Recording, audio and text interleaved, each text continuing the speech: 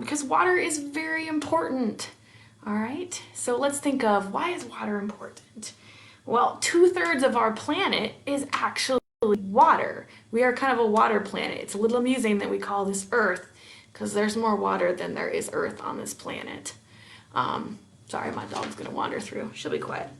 And then also we are made up of water. Did you know that an adult is about 60% water? A lot of it's in your tissues and you have a lot of water in you. And then kids, you're like 75% water. That's how much of your body is made up of water. So it's a very important thing for us to stay hydrated and to love and to preserve this. So I also have some pictures because water is, my grandfather was an artist. And in his spare time, he actually had a day job, but he would only paint things if there was water in them because he was a sailor. He was in the Navy for a few years. So if you asked him to paint a photo that didn't have any water, he was like, well, that's not very fun. So anytime I asked him to paint me something, there had to be water included. So I lived in South Carolina for a few years, in Bluffton, South Carolina, which is pretty near Hilton Head. So this is a picture I sent him off of one of the docks in Hilton Head of just kind of the bay. And he painted that for me. If you've been to South Carolina, it's not necessarily that bright. The water is not that blue. It was more of a darker gray, but my grandfather painted the way he wanted it to be, and he thought the water should be like super bright and exciting that day. So sometimes his paintings are true to life. Another painting that he did, he loved the ocean. As a sailor, he just loved all the things that live in the ocean. So we have under the sea. And so this is one of the reasons we love water. Things live in the water. This is their home. So we have to make sure we keep it clean so that all the whales and the dolphins can actually swim freely. So this is a painting that he did that normally hangs in my living room. And it's one of my favorites. He liked anything to do with the ocean. And then there's one in the back of people boating.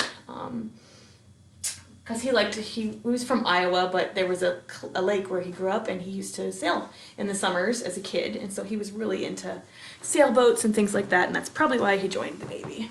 So water is just kind of very important to everyone. And I have kind of a connection to it.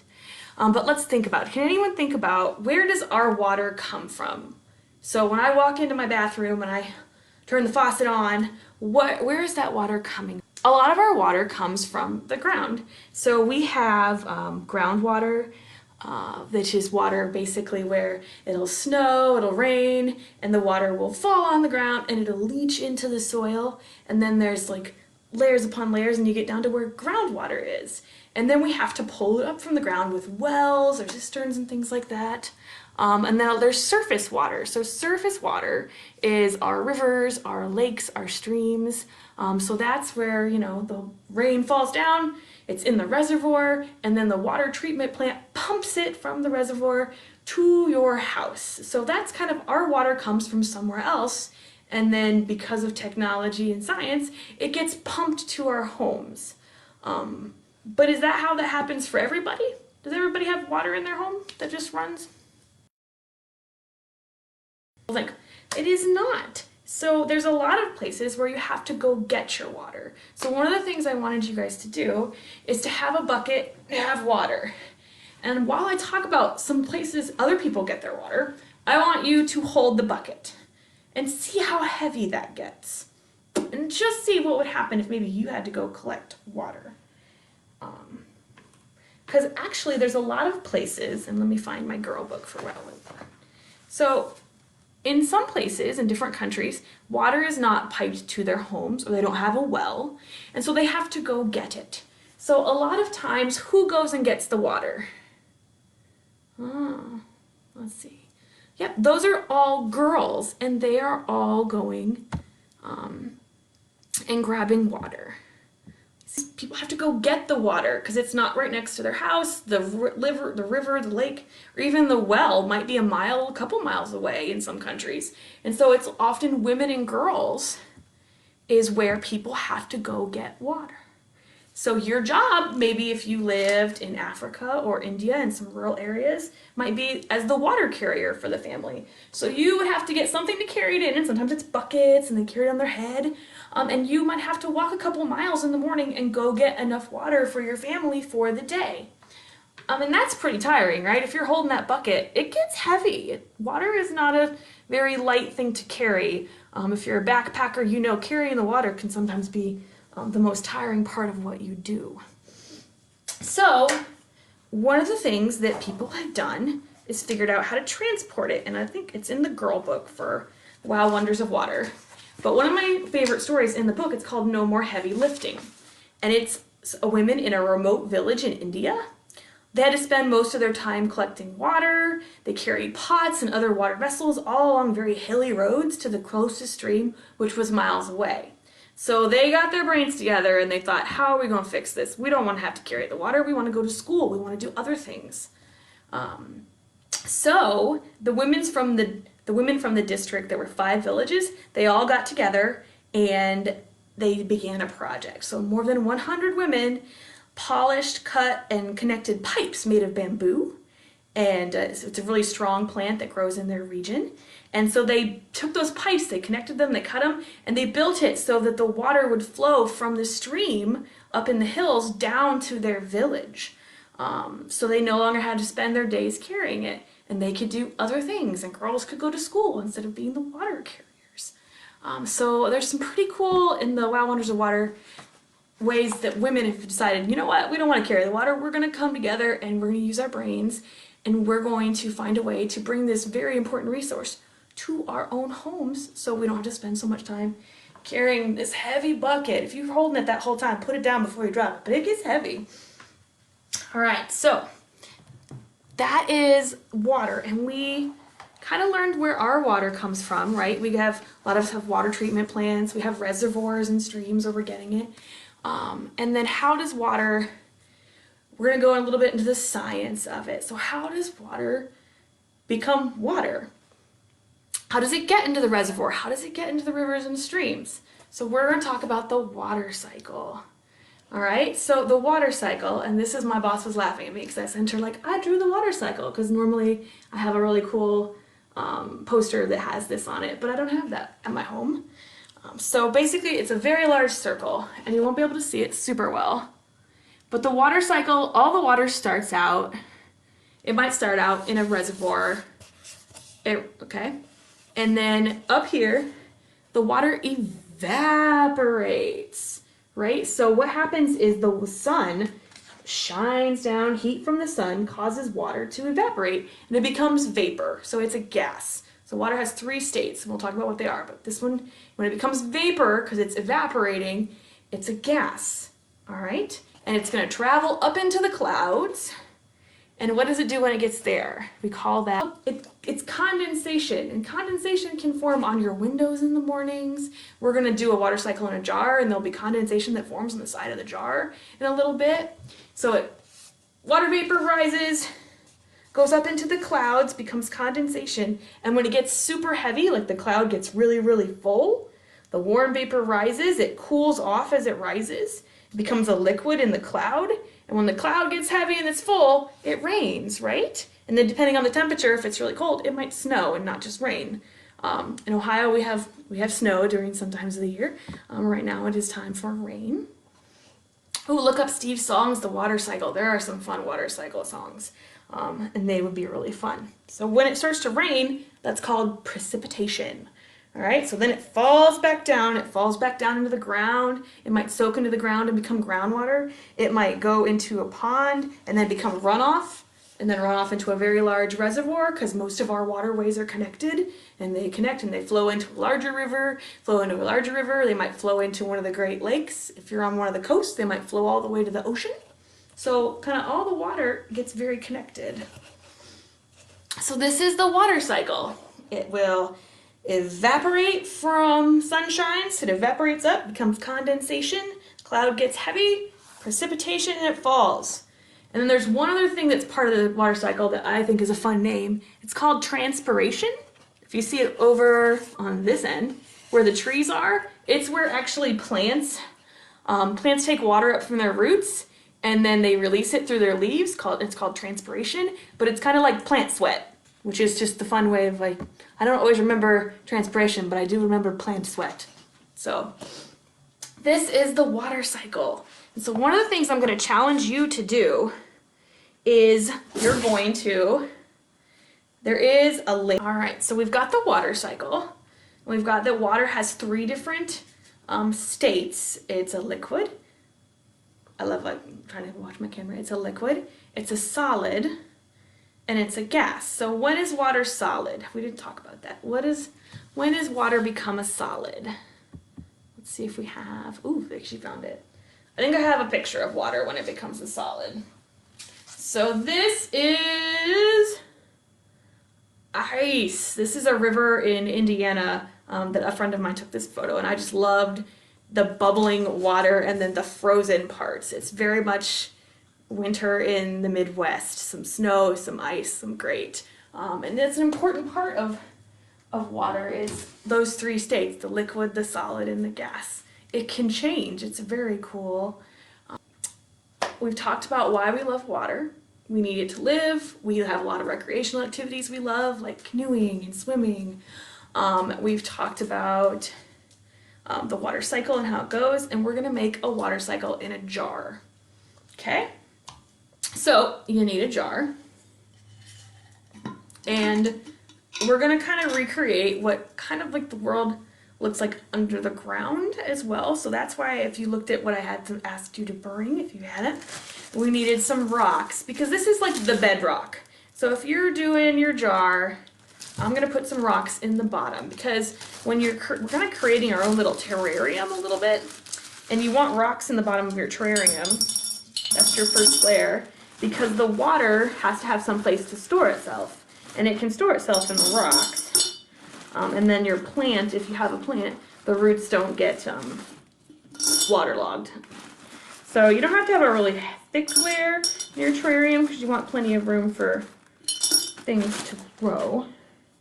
So here's our bottom layer of rocks. This is our bedrock. This is kind of where we might store water if we were storing some groundwater. Now, if you have sand, I just pulled all this out of my shed because I did a project where I put in some paving stones, and I had sand and I had rocks and things like that. You're gonna put some sand on top of the rocks, because normally there are layers in the earth, right? If the earth's crust is there, there's rocks, there's sand, then there's soil. So you've got some sand layer. This is just kind of recreate that. You've got some rocks, and then we need some dirt for our terrarium, because the water has to go somewhere. So we're gonna take some dirt, and I'm gonna make a mess, but luckily I laid a towel down on the floor. We've got a little dirt. Now, if you're gonna put a plant in there, you might wanna put a little more dirt than that, because the plant has to have a place for roots. If you're like, we don't have plants and I didn't get a chance to go get one, I actually just went outside when I was looking for a plant that I was gonna plant, and grabbed I have some sedum that grows in my yard, and it's a good easy one to pull out some extras and find the roots. So this is my sedum, and I'm getting lovely dirt on my laptop. My boss will be so excited. So this is sedum. It grows, it shoots out little shoots, and it keeps widening. So I just pulled some out where I could see some roots. You can see some roots that are growing, and I'm gonna put it in there because I like terrariums with plants. And I'll show you, I have a couple terrariums that I made a few years ago. So I'm gonna put my sedum down in there, and you're probably got smaller fingers than I am, so it's a little easier for you to kind of get some dirt on top of it so that the plant has something to grow into. Alright, so we have our terrarium, we have a plant in it, we have some bedrock for the water to get stored in. And so now let's see, what do we need to add? And we need to add water, right? There's no water in this. So we got a bottle cap, because it's a good kind of, it shows you like how much water you can put in and you can store. So I'm gonna put the bottle cap in there. Now, if you are good I have my bucket of water. You can kind of pour some of it in and try to hit the bottle cap. This is a very forgiving terrarium because it's not perfect. It's okay if the water just kind of goes into, and then I always like do some extra. So I have a bottle cap full of water. All right, because that has to give it something to evaporate with, because if you just poured it in with the dirt, it would take you a little while to evaporate. So having that cap there full of water gives something for it to evaporate out of. And then because I like to have things in my terrariums, I have a little army guy. He's going to live in the terrarium because someone should live in this world. There's rocks and bedrocks and a plant and water. All right, so we have our jar, we have our terrarium. We are going to put the lid on, and then you need to set it in a sunny window. And it's going to take it a little while, but there will form condensation on the side. And let me show you, I have a large terrarium here, and I'll pull it out. It usually sits on my kitchen table. And it has a lid, but I took the lid off so you can see it a little better. But if you can see on the side of it, there's condensation formed from this morning, from the sun coming in and hitting the sides of the terrarium. And I usually just leave this one full, and I leave the lid on so the water doesn't ever evaporate out of there. And so I can see in the mornings when it's sat in the sun for a while, condensation forms on the side, and then it runs right back down into it, and it keeps the plants that live in here alive. It's their own tiny little ecosystem, and you can put things that live in there. I have a couple terrariums, like I said, that have little army men that live in them. I have a couple that just have some fun rocks that I've found that live in them. And then you can find like figurines that are from fairy gardens. You could put fairies in your terrarium. So put it in a window, a sunny window, and it will very quickly form a tiny little cloud, and you will have made a water cycle in a jar. All right, so the last thing that we're going to do today is we're going to tell you what you need to do to finish this award. So for the Love Water, then one thing we have to do to earn the Love Water Award is we have to say 2 things we love about water. So if you put 2 things in the chat that say, hey, I love drinking water because I like to stay alive and be hydrated, and I love kayaking. Those are your 2 things. So what are 2 things that you love about water? And then you have to make a pledge to say, to pledge for the planet. So the water promise is, this is how I'm going to protect water. And one of the ways that they give a lot of examples of ways to protect water in the Wonders of Water Girl Guide, but we're going to go over a few that you could do. So some thoughts, let's see. I could reduce the amount of water I use when I shower, bathe, or brush my teeth. So actually take a bath uses a lot less water than taking a shower. Sometime when you see how much water runs, put the drain in so that you can actually see how much water collects when you shower and see like, oh, I've used a lot, and then you might use less if you took a bath. But also when you're brushing your teeth, get your toothbrush wet, turn the water off, and then brush your teeth, and then turn the water back on again. Sometimes we forget and we leave the water running, and that wastes a lot of water. So your pledge for the planet could be, I am going to turn the water off when I brush my teeth, and I'm gonna tell my family to do the same thing. Okay? You could do your best not to drink bottled water. And by bottled water, what I'm talking about is to use like these types of things. This is club soda, but I didn't have a bottle of water. I don't tend to buy them. You want like a reusable bottle, one that you can use over and over again. Water, and you can refill it, and so you're helping the planet by not getting those like plastic bottle waters. You could collect rainwater to water your plant. So you could build a rain barrel, or you could set out buckets when it's raining, and you can use that as you do that, so that you're not always having to get your hose out. And speaking out about the water as our precious resource. So you decide what your pledge is going to be, and maybe encourage others in your family or others that you know. Say, hey guys, this is what I'm going to do. And then maybe you can post it on one of your parents' social media accounts and, hey, Maddie's water pledge is she's going to turn the water off when she's brushing her teeth. Will you join her in the pledge and see if you can get some other people to join you with that? Okay, so now we're going to do a quick review of how to get the rest of the awards for the Wow Wonders of Water. So for the Love Water Award, you just had to do 2 things that you love about water and that you know, and then have a personal promise that you're going to do something that protects water. Okay? And then for the Save Water Award, so you need to team up and speak about how to protect water and keeping it clean in your community. So this means something where you go beyond your troop and kind of you can complete a take action project, like making a video or a poster about water conservation and hanging it up at your house right by them so everybody in your family knows that this is what we've promised to do this. Or you can make a video about saving water in your neighborhood and the importance of not pouring things down storm drains, because all that water gets right back into our rivers, so we need to make sure we keep it clean. So you got to do something where you are telling others an important thing about water and a way they can save and help water. So I love little instructional videos, posters. You may not be able to hang it somewhere right now, but later you guys could get together and hang a poster at where your troop meetings are, by the drinking fountain at school, or something like that that says, hey, this is what we're going to do to kind of get more people involved.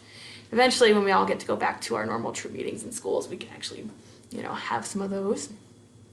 You can also make a poster about recycling or planting low water gardens. You guys, if you plant plants that are native, that are used to growing where you live, and that use the amount of water that normally falls in where you live. Ohio is pretty water rich, so we can get away with planting a lot of plants that require a lot of water, but if you live in some of the desert areas, you need to plant native plants because they won't take as much water. You won't have to water your lawn and use extra water, and it kind of reduces how much strain we put on the amount of water that we have in our so that's Save Water. So Share Water is where you share what you did. So whatever you've decided to do for your Save Water Award, however you're going to share with others how to help and protect this precious resource that we have, that's what you're doing with Share Water. Whatever you did for saving water and how you're saving water, you're going to share it with others and inspire them to also do something and join in and make their own water promise. So maybe you have a Zoom call with your entire extended family and you share the cool things you're going to do to save and conserve water, and you ask them to join in and do it too. So that's for your Share Award. And then Show What, the Wow Award, the last one, the 4th one, there's 4 awards for this one, is show what you've done for the Share Award and explain how that relates to the Girl Scout law. So whatever you've done for your other awards, you need to show people. It could be your mom, could be your troop leader. You could chat with her really quick and say, hey, this is what I did for my Save and my Share Water Award, and this is how it relates to the Girl Scout law.